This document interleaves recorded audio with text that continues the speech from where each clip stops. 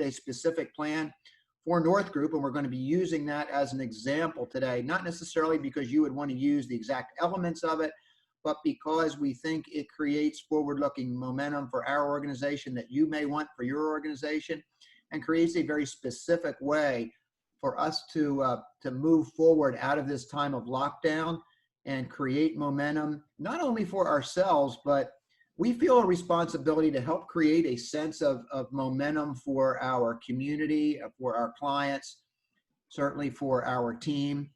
We feel a level of responsibility there. So thanks for joining us. We're going to keep everybody on mute today, but there is the chat function available. If you would like to insert a question into that, Gina and I have 15 minutes at the end set aside that we can handle any of those questions that you choose to insert. We'd be very happy for them. So we're monitoring that, and we'll be able to respond to that around 11:45 today. Naturally, we have a screen sharing, screen sharing presentation here today.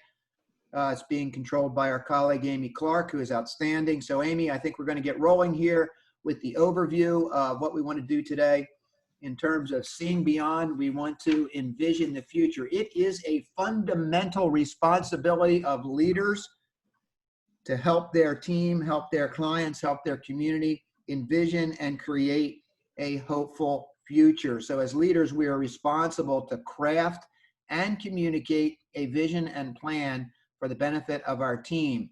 And as one of our colleagues said lately, and we love this quote, someone is waiting for you to do your job well. If you are a leader, there is a reason that you are a leader. You didn't get there by accident. You may feel inadequate for the job on certain days. You may not know what your next step is, but we're hopeful that some of the encouragement we're going to give you today is going to help you get momentum around that. As your organization reopens, some of you have been open all along. Some of you have been in fits and starts and waivers and not waivers and all those kinds of things.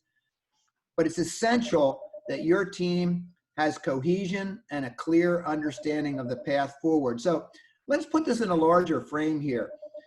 For the last, 11 weeks or so, there is a whole lot of noise, a whole lot of fog that is surrounding the craniums of your coworkers. And every conversation seems to start with the same subject. We're all weary of it, and yet we can't avoid it. So I think we have to, as leaders, we have to understand that people are dealing with sets of circumstances that they haven't dealt with before. And it may have a very specific impact on them, having to do with health or economics or responsibilities for other people in their family, or a limit on travel. They might have a sick loved one.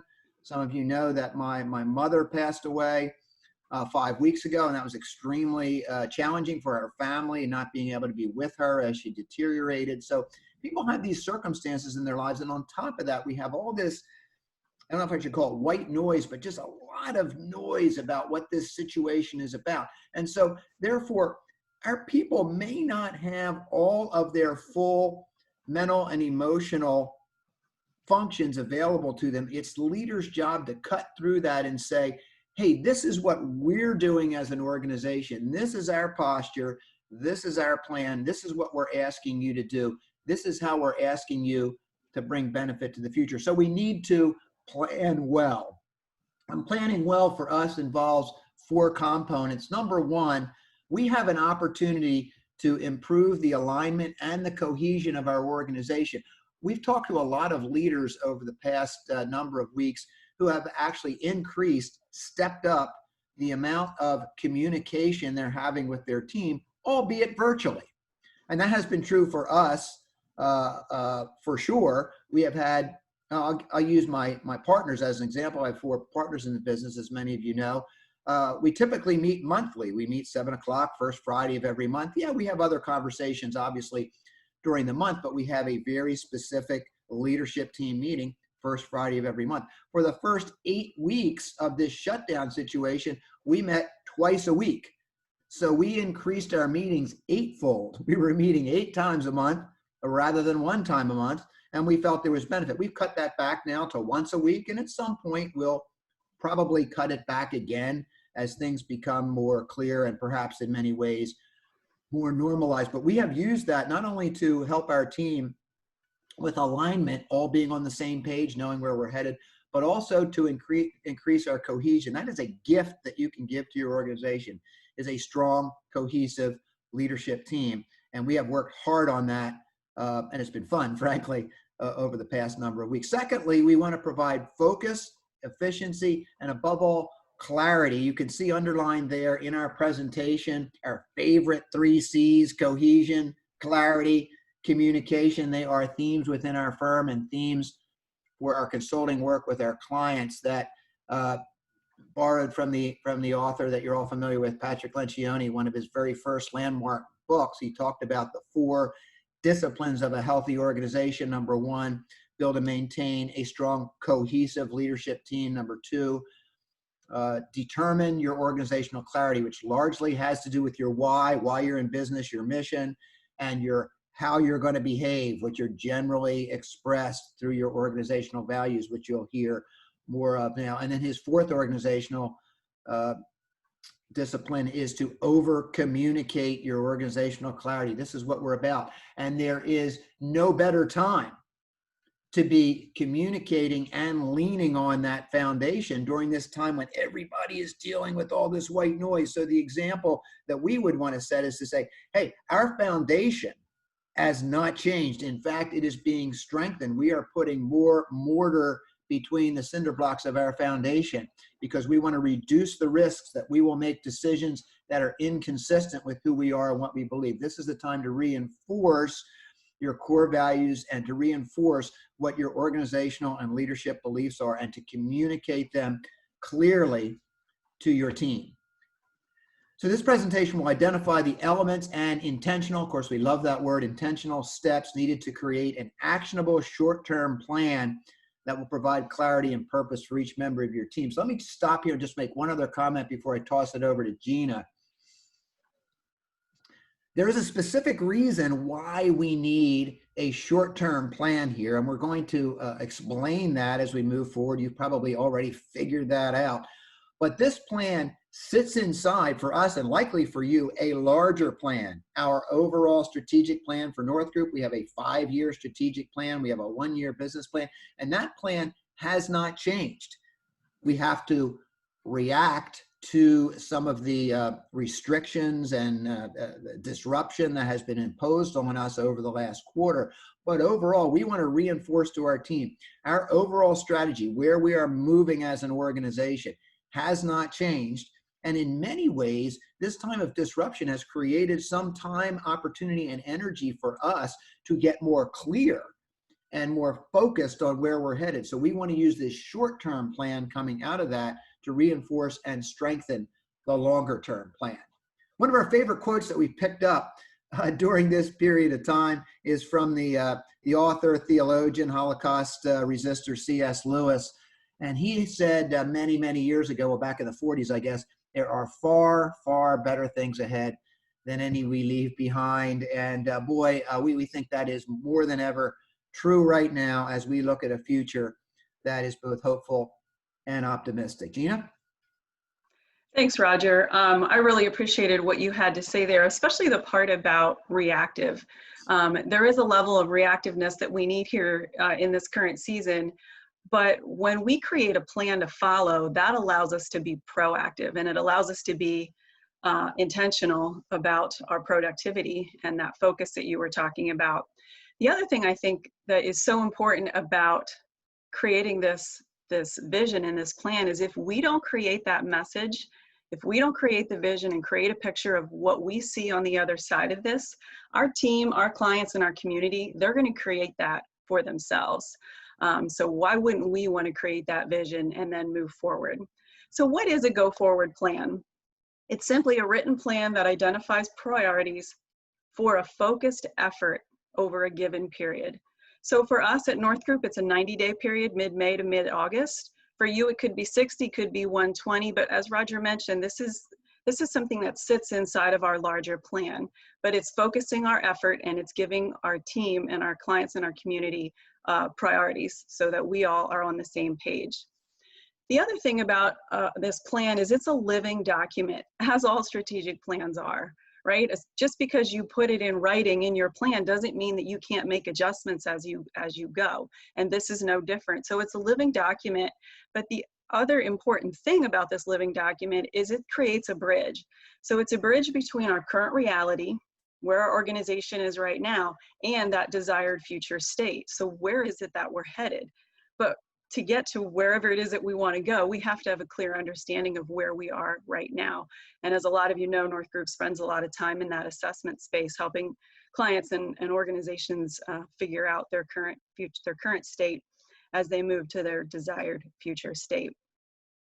The other thing that a go forward plan it addresses a balance of topics and categories of importance. And we'll dig into some of those categories a little bit later today.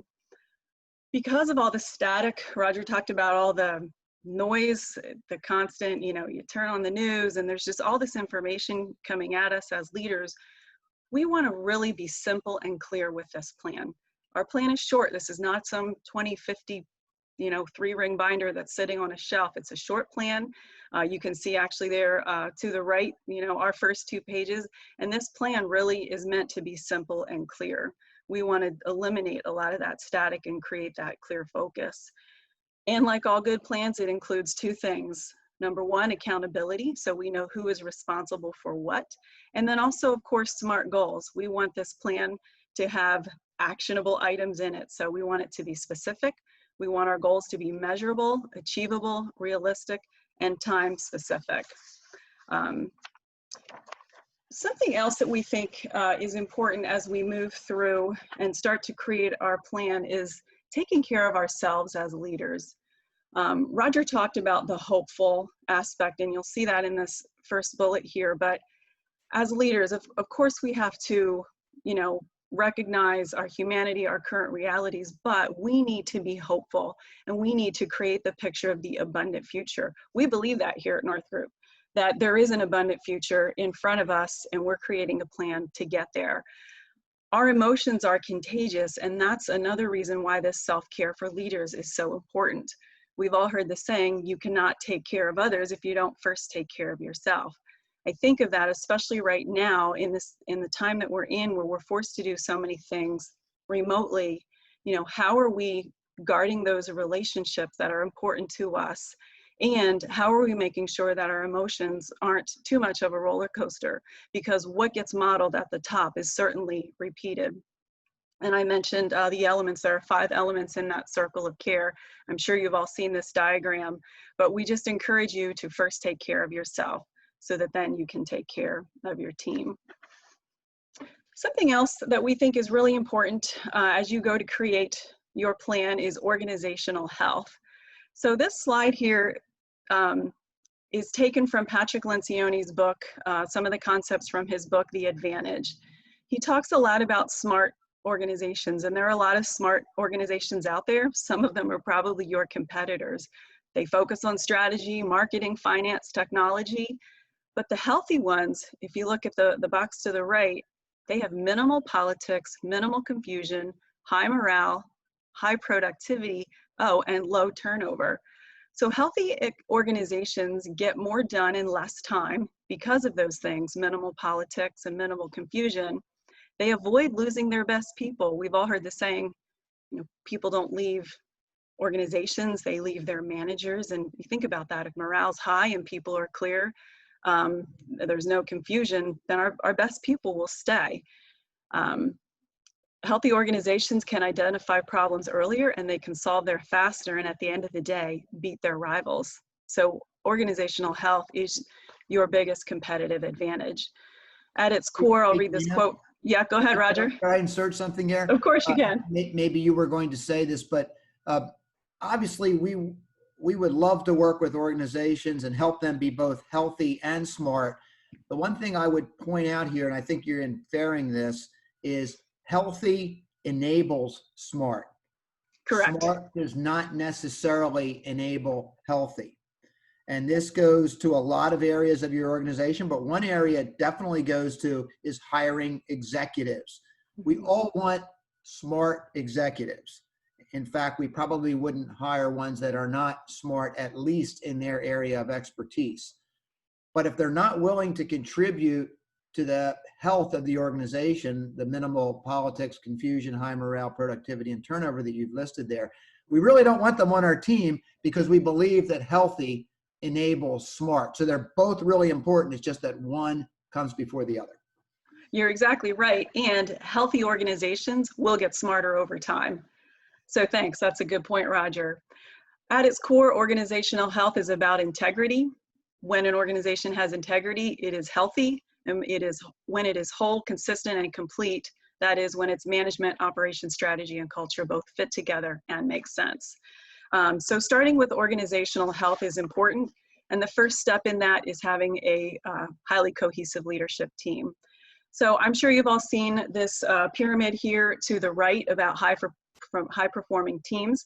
That's taken from another book by Patrick Lencioni, The 5 Dysfunctions of a Team. If you haven't read it, we strongly recommend that you do. It's an easy read with a lot of really, really good content on how to have your organization become healthy and how to have your team be cohesive. So cohesive teams, they build trust and they eliminate politics and they increase efficiency by doing the things that are outlined in that pyramid. So it starts at the foundation, which is trust. When we know each other's weaknesses, when we know our unique strengths, and when we trust each other's intentions, we can build that foundation of trust. Because if we don't trust each other, we'll never have good conflict, healthy conflict. The most cohesive teams have mastered conflict, and they understand that conflict is actually necessary, but it needs to be healthy conflict. We could talk about that for a whole day, but it's important to have healthy conflict. When a team can have healthy conflict, when they can take an idea, banter back and forth about that idea and get all the ideas on the table, then they're more likely to be bought in to whatever idea rises to the top, and they achieve commitment as a team. So they are able to commit to those group decisions. When, as a group, we commit to decisions, and you can see how these build on each other, we're able to embrace accountability because we're clear. We've all committed to the same thing. We agreed upon it. And so now it's easy for me to say, hey, Roger, do you remember that thing? We committed to that as a group. And so that makes accountability easier. Don't get me wrong, accountability is where most teams struggle. That's the hardest part to get to, but clearly very important. And at the end of the day, no matter how good a leadership team feels about itself, no matter how noble its mission is, if it is not achieving the goals that organization that team has set for the organization, then by definition they're not a good team. So cohesive leadership team does allow us to focus on and achieve results. So the last part here about our foundation before we get into the steps of a plan is also about our foundation. Roger mentioned in the beginning that your culture, your vision, your mission, your values are so important. We need to recognize where we are right now and then strive towards that desired future state. And our culture, vision, mission, and values are that foundation for us. On the right there in the box, you'll see North Group's 4 values. Those values are critical to who we are. And when we started to develop this plan, those values absolutely guided our decision making. So the foundation of who we are is not changing. Why we exist and how we behave. Our values are how we behave. In this season, what we do, that may change. You may come up with new products, you may tweak your services and how you go about things, but at your core, your behaviors should not be changing, that you should be aligned with those core values. If your culture has been aspirational, move forward. Still strive towards those core values and that culture that you're aspiring to. Don't stop. This isn't an excuse to quit on that. If anything, it's more important now that you have that foundation and that you continue to move forward. When we talk about specifically values, your values need to be differentiating for your organization. They should be clear and distinct. If you look at North Group's core values, it's a couple of words. We can all remember them, and that's intentional. They're not confusing. What we have done is we've talked a lot about what each of these look like when they're lived out. We share stories about how our values are lived out every day, so people have a clear definition of what those terms mean for us. And that sharing of stories is actually one of the ways that we over communicate. You'll see the bullet there on over communicating. You want to continue to over communicate why you exist and how you behave.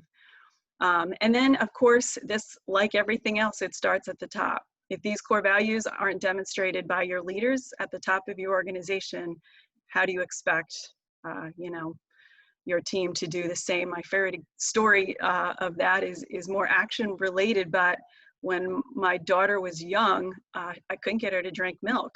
I don't know what kid doesn't like milk, but she didn't. And so I was complaining about this to a friend of mine who also happens to be a doctor, and she just looked at me and she said, "Well, do you drink milk?" I'm like, no, actually I don't. So just a reminder that, what we model, again, it gets replicated.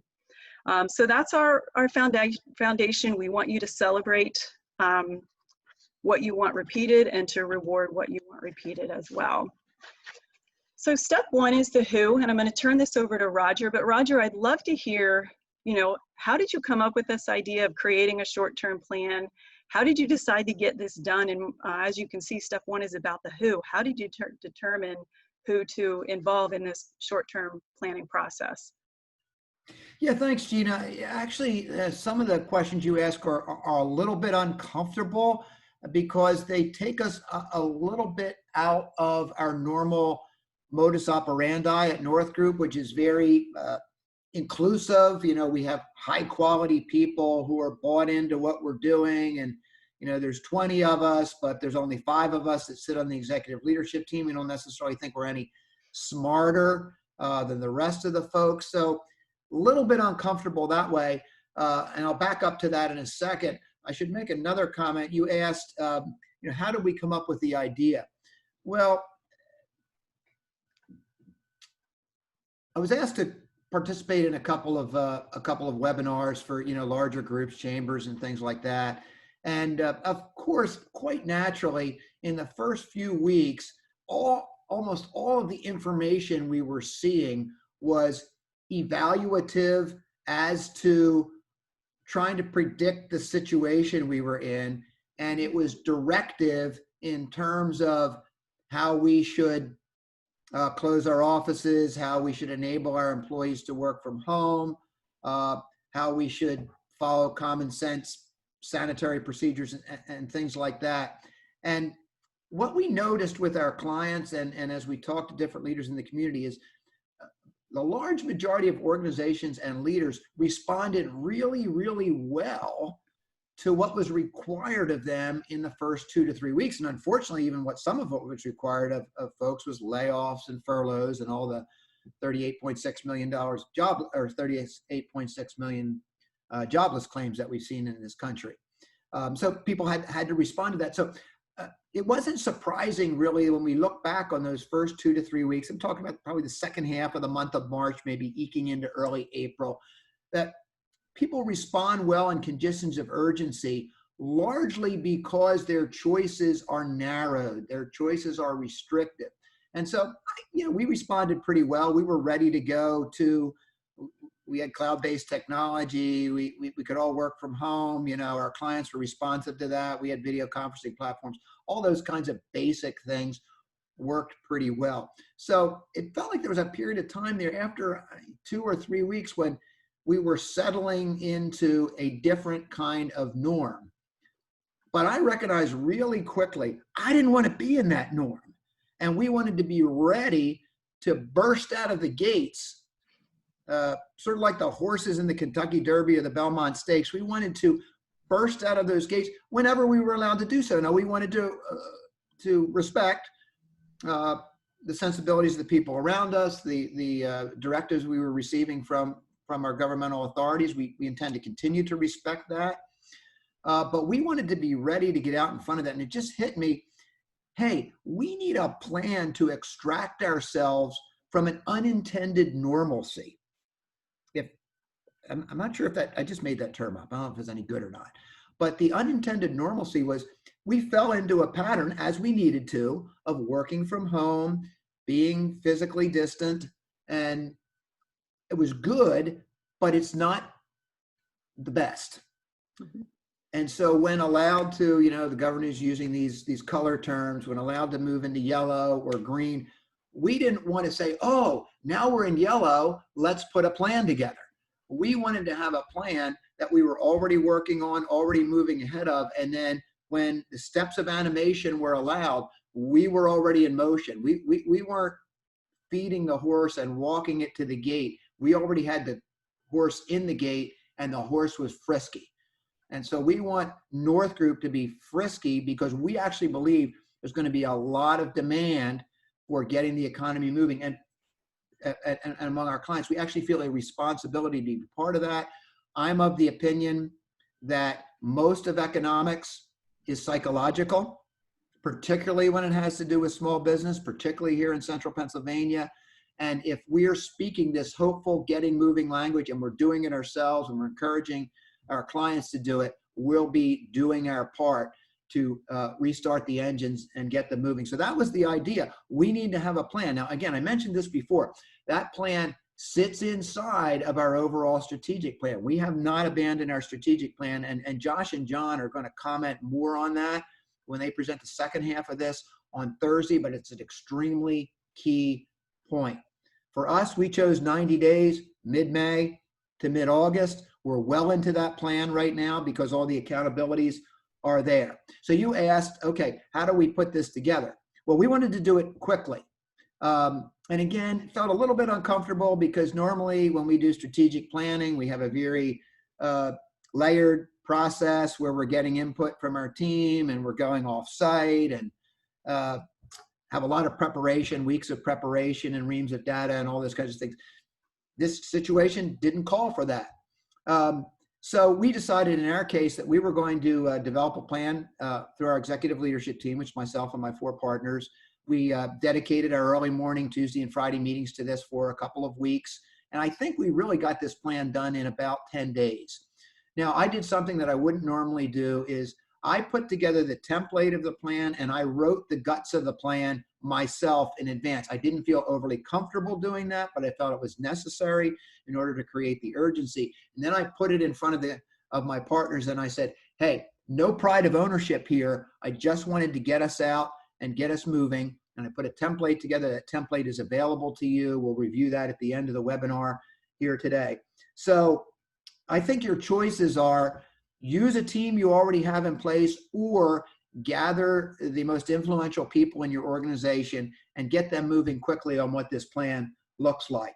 Find a way to invite others to share their thoughts into specific areas of the plan, but don't dawdle. Don't have a bunch of meetings like you normally would under a strategic planning scenario, which we're all for. We just can't be for it now because, again, we want that horse in the gate ready to go. And we're just about there. I think we move into a different phase here on Friday, at least here in Lancaster County. Our friends in Lebanon County, I think, went there last Friday. So that horse is coming out of the gate. Gina inserted a great quote, again, from our friend Patrick Lencioni. If people don't weigh in, they can't buy in. So we put together a team meeting where we introduced this draft of our plan to our entire team. And we asked everybody, hey, look, we put your name is probably beside one of these tactics, one of these action plans in here. If you're not ready to own that, let us know. Or if you don't think that's an appropriate plan, let us know. But otherwise, we're moving ahead with this. So we did present it to our team. We left a day or two for their feedback. And then we just put the plan into motion. We felt like we didn't have time to wait. So self-aware leaders understand their tendencies. My tendency is to think ahead and to put templates in place. I thought that was a strength in this case. And another one of my tendencies is to think I'm right, and I often am not. So I had to suspend the idea that I had some kind of perfect plan here for the go forward and just get a template in place that other people could edit, change, work from. And in fact, that worked fairly well. So I was looking at, one side of my leadership gifts, which is I'm forward thinking, I'm motion oriented. I got that in place. Another part is I tend to think I'm right and that I'm thinking more clearly than other people, which obviously is not necessarily true. And so in recognizing that, I have wonderful partners and they have very nice ways of telling me to shut up, Roger. Okay, we'll move on here. Another thing that I think was important is, again, with all this white noise around us, how do we extract ourselves from that so we can think clearly and gain perspective? In fact, my only political statement here is I think we really need to gain perspective on this whole situation we find ourselves in, and that's particularly important for leaders. So we needed a perspective for North Group amidst this whole strange situation. So we all did. Brian and Jerry, Darrell and Craig, my partners, set aside focused time to read, think, and anticipate how we can seize the day, carpe diem, as the economy and demand for your products and services returns. And we all did that. I have a little less client load than I would under normal circumstances, and I do a lot of external work that has been limited. I took some of that time and devoted it to what I hope was clear reading and clear thinking about how we could seize the day for our clients and for our community. And then when we thought clearly about it, when we put the plan together, we were ready to roll out a draft to our team and then invite feedback and finalize. But again, we didn't dawdle on that. That was about a 48-hour process. The other thing that we did, and I'm going to kick it to Gina because she loves this, is we adopted a rallying cry. Gina, what is a rallying cry? What's the concept? Yeah, thanks, Roger. Before I get into a rallying cry, I just wanted to affirm, though, what you were saying about, and I actually didn't prepare this thought. As I was listening to you, I'm like, that's what this plan has done. So our rallying cry is over-engage, over-communicate. I'll talk about that in a second, but you have always been, and the partners at North Group throughout this whole season have been very hope-filled, right? We see an abundant future ahead. We think that the switch is going to flip and things are going to maybe even be better than they were before, and quickly. By taking the time to put this plan in place, we have put action behind our words. We have basically backed up and put that out there to our team that we truly believe this, and here's why, and here's what we want you to do to get there. So we set that up. It brings a lot of credibility. So I just wanted to point that out.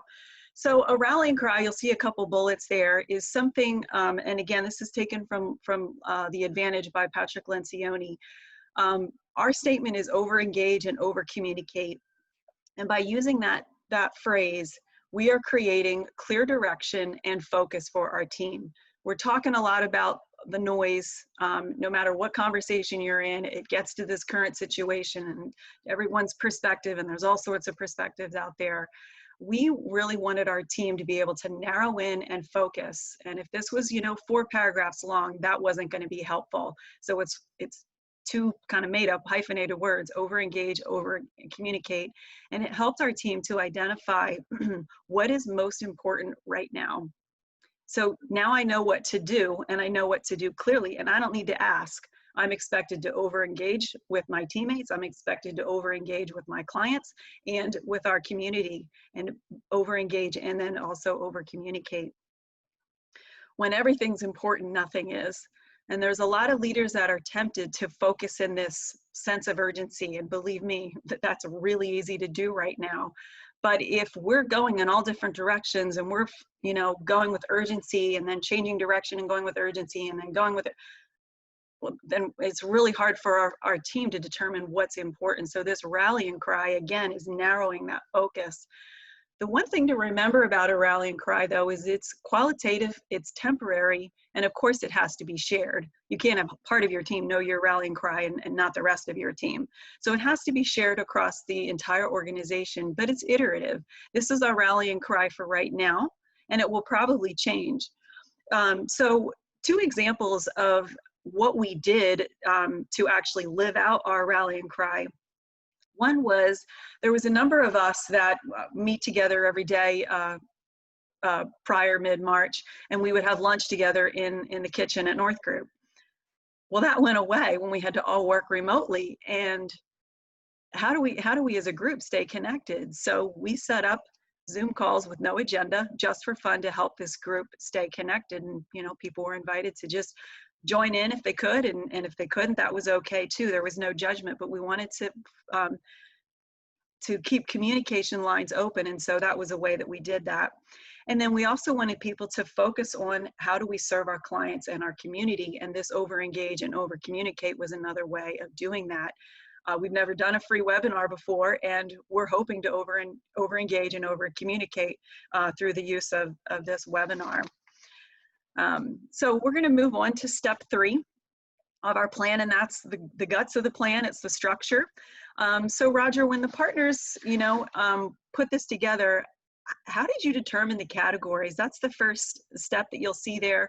And then the second bullet is a posture statement. I would love to hear why on earth we thought a posture statement was important. So 2 questions for you as we outline the structure of what a go-forward plan contains. Okay, so this is a structure that we chose in a strategic plan. If you think of the larger frame of a strategic plan, you would generally have a number of areas inside of that strategic plan. Typical to that would be organizational development, would be finance, would be operations, would be quality control, production if you're in manufacturing, field services if you're in construction, et cetera, et cetera. You would have these different areas. We wanted our go-forward plan to be responsive to the over-engage, over-communicate rallying cry, and therefore have some differences in the areas of focus from what our overall strategic plan would have, because it needs a differentiation and we need a different focus for this 90-day period, again, to get the horse ready to release from the gate, so to speak. So we chose 6 areas. Honestly, Gina, when I first wrote the report, these were not the 6 areas that I came up with. Some of them were the same. Some of them my partners changed. I'm good with that. So the 6 areas we chose were social engagement and physical distance, team, clients, community, financial, and something that we call strategic initiatives. John Zeswitz, Josh Kiefer are going to be getting into more detail in these areas on Thursday. So I hope you can join us at 11 o'clock on Thursday. I want to remind everybody, Gina and I are going to clean up our remarks here in about 8 to 10 minutes, and then there'll be time for some questions. So if you want to put them in the chat box, please do that. We'll harvest them and respond to that in the last few minutes. So your categories are probably going to be different than ours. But you're probably going to need this first category, which we call social engagement and physical distance. Roger won't go off on his rant here, but I do not like the term social distance. I understand that we needed to come up with a term, that everybody is using that now. It's understood. I just don't like it because I don't want to be distanced from people socially. I only want to be distanced from them physically. So typical of North Group, we came up with our own language, which is social engagement, physical distance. I'll come back to that in a minute. In each section then, so in the section for social engagement and physical distance, in the section for team, in the section for clients, we have 2 areas. One is called our posture and the other is called our plan. A posture statement describes our philosophy for each area of the plan. And we think this is particularly important because we need to choose a mindset in which we are going to engage these constituencies. As leaders, it is crucial that I cultivate intentionally my mindset, because my mindset drives my attitude. My attitude drives my behavior.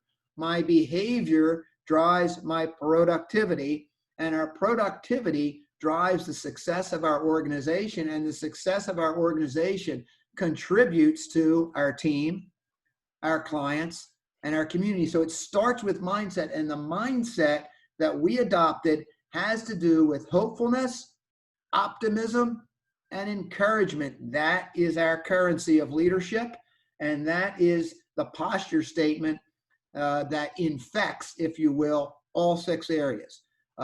So a posture statement, what is our stance? How are we going to approach our constituencies? The statement is our stance that our values require within each category. And obviously it draws on our established core values, which you've already seen, and what we call the twin pillars of our culture, which are in alignment with our values. The twin pillars of our culture are 2, called gracious hospitality and focused efficiency. Hopefully you feel both of those things when you come to our office here in Lidditz. And then naturally, underneath of the posture, there are plan or goal statements that have the elements that Gina talked about prior. Just to give you an example, we're going to go to the next slide and just demonstrate how we engaged around this idea of social engagement and physical distance. So our posture statement is this: we will proactively, we think that's important, engage with our employees, clients, and community in a way that is hopeful, invitational, and encouraging. So we are not going to be part of the discouragement chorus around what this is doing to our health, what this is doing to our social engagement, what this is doing to our economy. We are going to be part of a different chorus, singing a hopeful, invitational, and encouraging song. We will provide leadership in laying cornerstones for quickly rebuilding hope and momentum in our economy. That's our role in it. We deal with other organizations who play a role in rebuilding the economy. And I just do want to mention that some of the larger organizations, well beyond North Group, our chambers, our economic development companies are doing a terrific job in this area. Our community foundations, we just have superb leaders in this area here in central Pennsylvania. Finally, we want to make a statement here that we will respect governmental restrictions and recommendations, of course, while applying common sense approaches within our environment. And we trust our team, we release our team to deal with the paradox of government restrictions and common sense. And then in each area, we have a plan. Two of these pieces are here just for demonstration purposes, to establish a clear set of guidelines for our team members to follow. Those guidelines have been written. They're out there. My partner, Darryl Liza, did an absolutely terrific job with this. But we mainly want to be focused on being invitational and respectful to other people, because this outwardly demonstrates our clear core value of an other-centered focus. And just one quick comment on that: regardless of whether I like or don't like to wear a mask, I'm just going to use that example because it's so central right now. What I think about the effectiveness of wearing a mask should be subverted to what others around me want or are comfortable with. When I do that, and that is hard, but when I do that, I become a servant leader, I become an other-centered leader, I become invitational and encouraging to our community, and therefore these plan elements reflect our posture. So those are a couple examples of our social engagement and physical distance. As John and Josh engage with you on Thursday, they will give examples of the rest of the elements of our plan, that each section of the other 5 sections has a posture statement and different plan elements. And they'll make suggestions also as to how you can make that applicable to your own organization. Just a quick summary. First, take care of yourself. Remember, when we say this, this is not a selfish thing. In order to lead well, you need to pay attention to those 5 areas that Gina demonstrated of leadership self-care. This is a wonderful time to strengthen organizational health and team cohesiveness. Absolutely a great time to be investing in that. You have all the tools at your disposal, just like we do. And your team, I'm telling you, your team wants this. Third, great time to strengthen your culture and your commitment to your core values. That will accelerate your go-forward plan. Obviously, you need to identify, as we talked about a few minutes ago, who to include in your go-forward planning. We recommend creating a rallying cry. As Gina said, that's a short-term, it's a short-term thing. It's not going to be there forever. We might play those things out forever. We're not going to use the rallying cry forever. But for us, that's a rallying cry that's likely going to carry us for the next 90 days. And of course, inside of that, identify your areas of focus along with a posture statement and goals for each. Hopefully you'll be with us on Thursday when John and Josh will get into more detail about how to put the plan together and how to make it particularly differentiating for your organization, for your goals, for your culture, for your values, and for your place in our community. Thanks, Roger. So we want to open this time up to Q&A. So if you have questions, you can put them in the Q&A box or the chat box. Either way, we'll get those questions. But one of the things that I've wanted to pose to you, Roger, is, this idea of, is it really possible to create an actionable plan when things are changing daily. I mean, we're getting new information every single day, and it feels overwhelming. It's frustrating. You feel like you can't get solid footing. So I'd love to hear your thoughts on, do you really believe in this? Yes. I knew you would say that.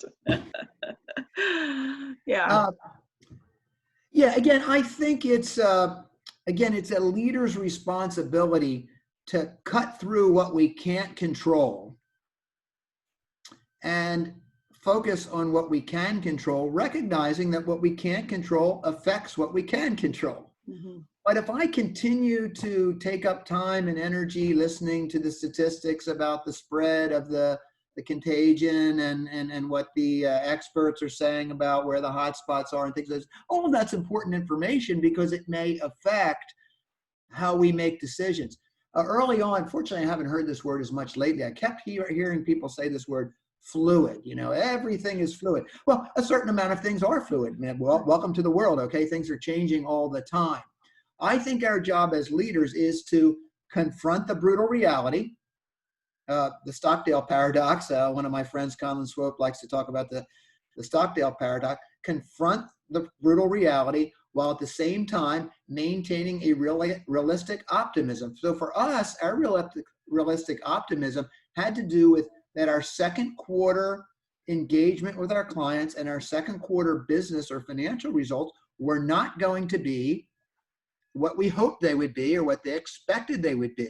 Well, okay, we got that. So we worked inside of that and created a more realistic goal that was galvanizing to our team and that we felt was both aspirational and realistic at the same time. We are on the cusp, I'm happy to say, of accomplishing that goal. So yes, I think we need to be aware of what's changing around us, but my job is really not to create physical distance guidelines. We have many people, many experts working on that. It's to properly apply them within my environment and then move on to things that can bring value to my team, my clients, and my community. Another question I have for you is around seeking input from others. So one of the things that we recommended today was that it's in our best interest, the idea people that weigh into a conversation are more likely to be bought into the results. So, we want to invite voices into this planning process, and we need to do it quickly because of the current situation. But when we get all that feedback, how do we make sure that that doesn't then become this situation where now we end up having to redo the whole plan? How do we balance letting those individuals know that they've been heard? Their idea might not win the day, but we've heard their idea, and not have to, start from the beginning or edit major sections of what's already been created. Yeah, I'm actually going to broaden your question for just a second and then come back and hopefully respond to the core of it. I can't remember many times in my business career when it was easier to gain input from other leaders about how they are responding.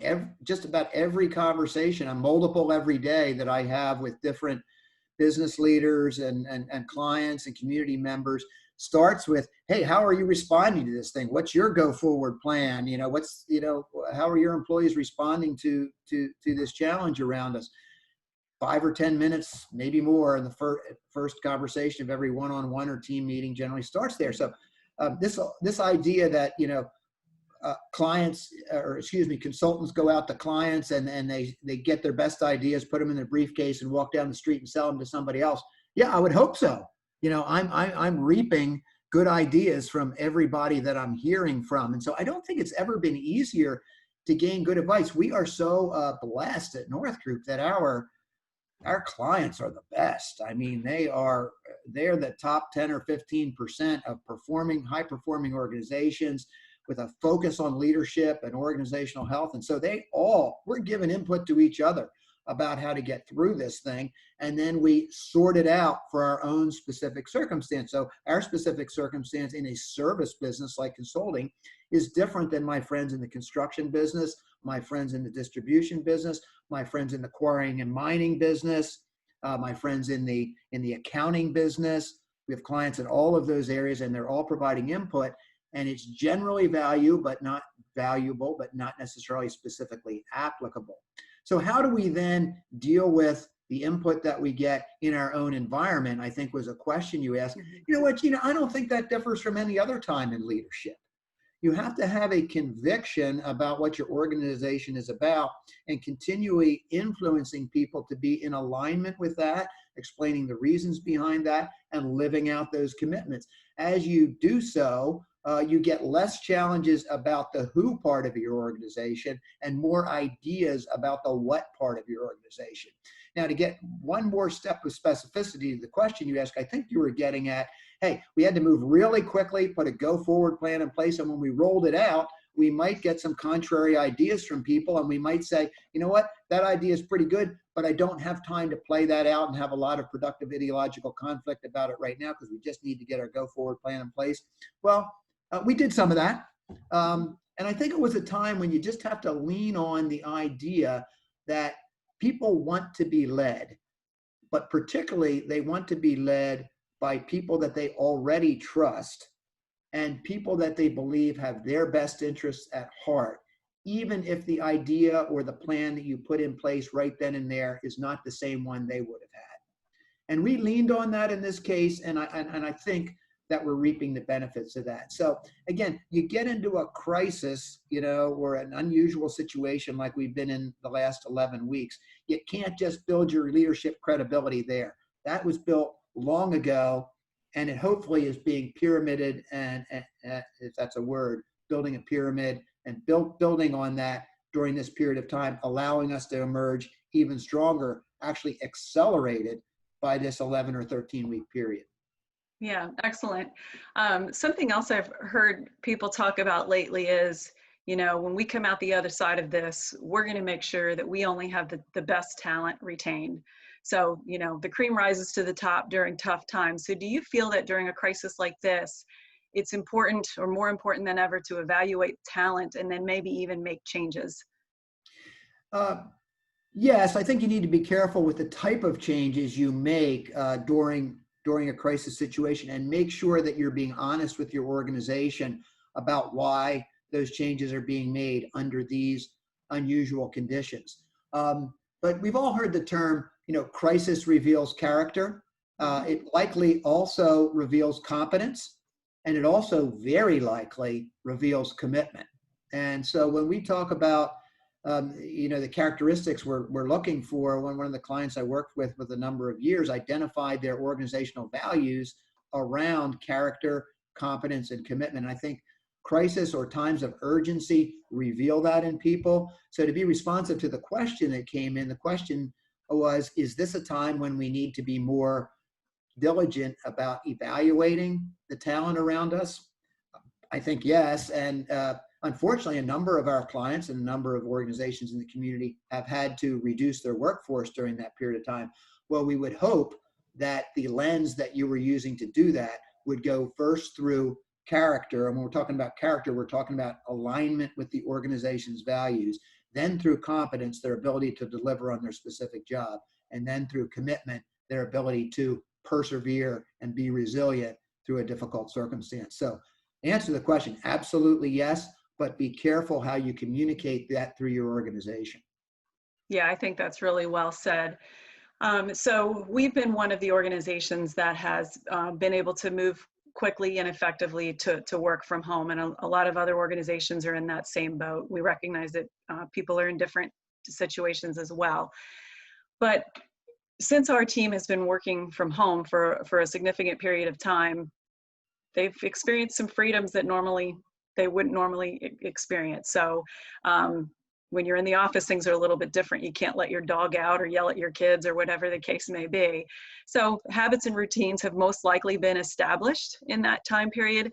As people slowly start to come back to the office, how much grace and how do we make sure we give grace and then balance that with some of these goals that we've set out for people and to put some accountability with that. Does my question make sense? Yes. Yeah.